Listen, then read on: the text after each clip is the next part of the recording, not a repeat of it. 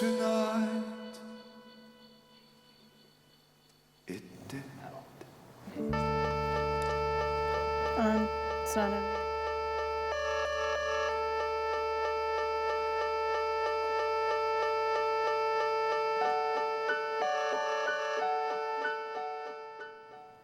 Hi, Tucson. I'm Sophie, and that was Efterklang, a Danish band, on their 55-minute live film, The Last Concert, which was not their last concert, and that's from 2014. The performance was filmed by Vincent Moon, a master filmmaker, and the music features the South Denmark Philharmonic as well as the South Denmark Girls Choir, alongside the three-piece band. The presence of the orchestra and the choir and the production quality of the video were conceived of by the band, who then applied for a grant from the Danish Arts Council to pay the expenses of such a massive project. They got it, but it wasn't their first government grant, nor would it be their last. The majority of this group's ambitious videos have been funded in one way or another by the Danish government, and I bet you've never heard of them, Efterklang.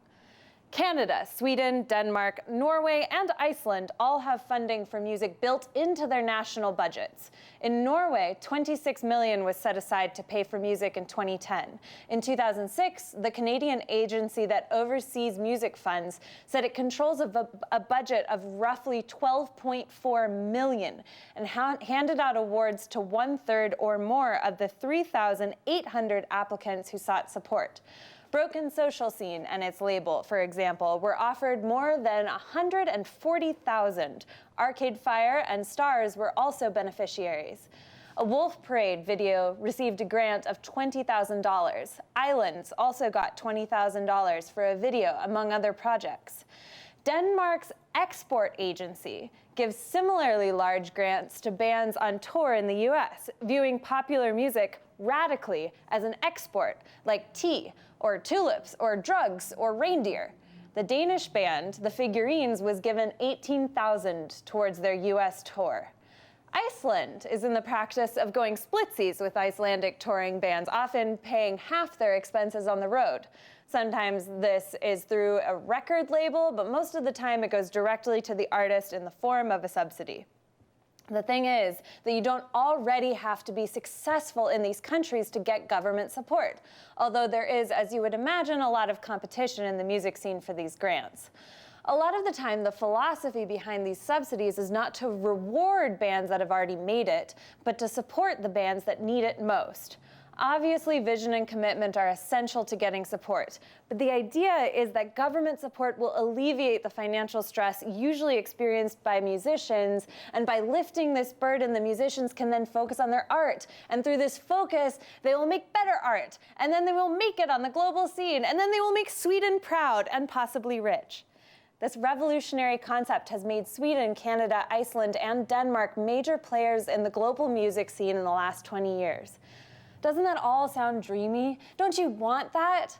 Before you get all excited and throw on a Nordic sweater and make herring for dinner, remember that citizens of Canada pay a 33% income tax. In Sweden, it's 50%, and in Norway, it's a whopping 55%. Those high taxes enable enormous benefits, though.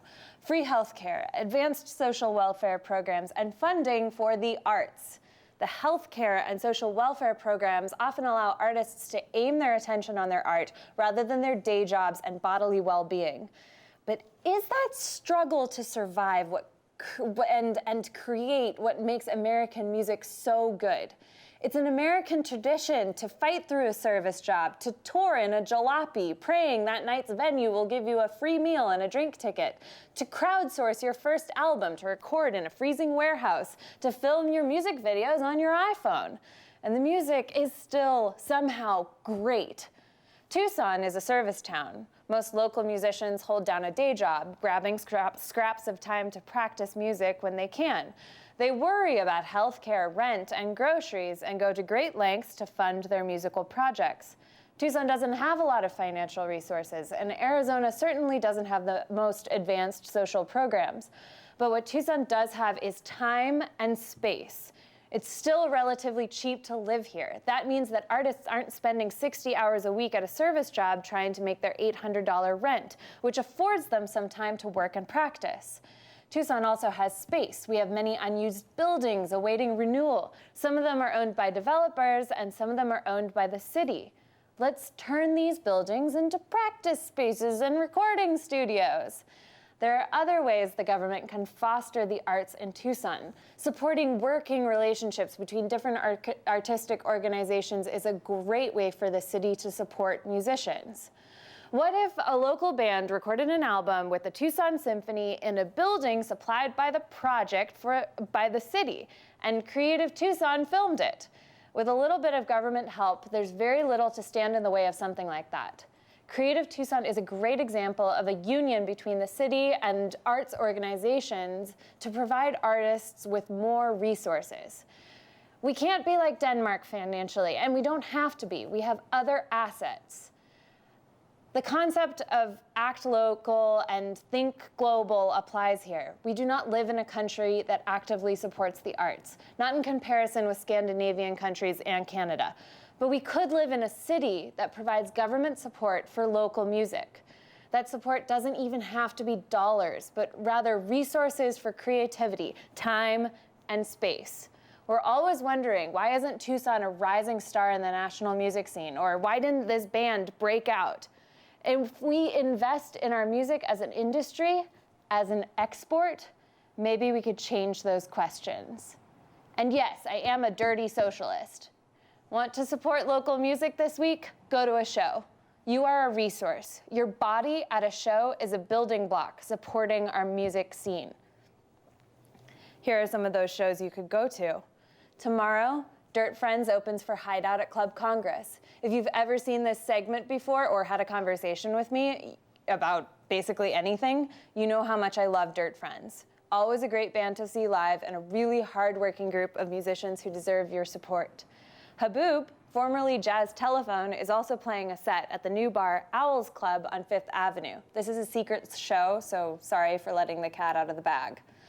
On Friday, there's Lollapalooza, a tribute show celebrating KXCI's 33rd birthday and Lalo Guerra's 100th birthday at El Casino Ballroom.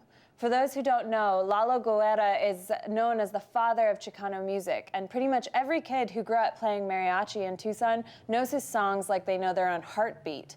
He was a true Tucson icon, and so is the Casino Ballroom. Opened in 1947, this space is a historic location for Latin music. It's also beautiful, and the floor bounces a little bit in the way that those old ballroom sprung floors do. Saturday is a doozy. You're gonna have to choose. Tucson Rock Lottery is an annual event where 25 musicians meet in the morning, randomly form 5 bands, write 3 original songs, learn 1 cover song, and perform them on stage that night. The breakneck action starts at 9 at Flycatcher and features a host of extraordinary local musicians. Agent Fred will play their last show for a while at Shays with Crab Legs. They're going to take a break from performing to write and record some new music. It's a sweet kind of sorrow, I feel. The Wanda Junes and DeChuco perform at St. Charles Tavern. They're presenting a rock and roll weekend on Saturday. On Sunday, as part of the same event, there will be a record swap from 2 to 5 at St. Charles as well. The Tucson Symphony presents Handel's Messiah, a stock Christmas tradition. You know it. It goes Alleluia, Alleluia, Alleluia, Alleluia, and then you rinse and repeat. Handel was writing in his 3rd language, English, when he wrote this piece, and so the choir also repeats the phrase, "For we like sheep," multiple times before moving into the final clause, "are fast astray." That's Saturday night and Sunday afternoon at Catalina Foothills High School. Thanks for watching, Tucson. I'll see you out there, and if not out there, in here, same time next week.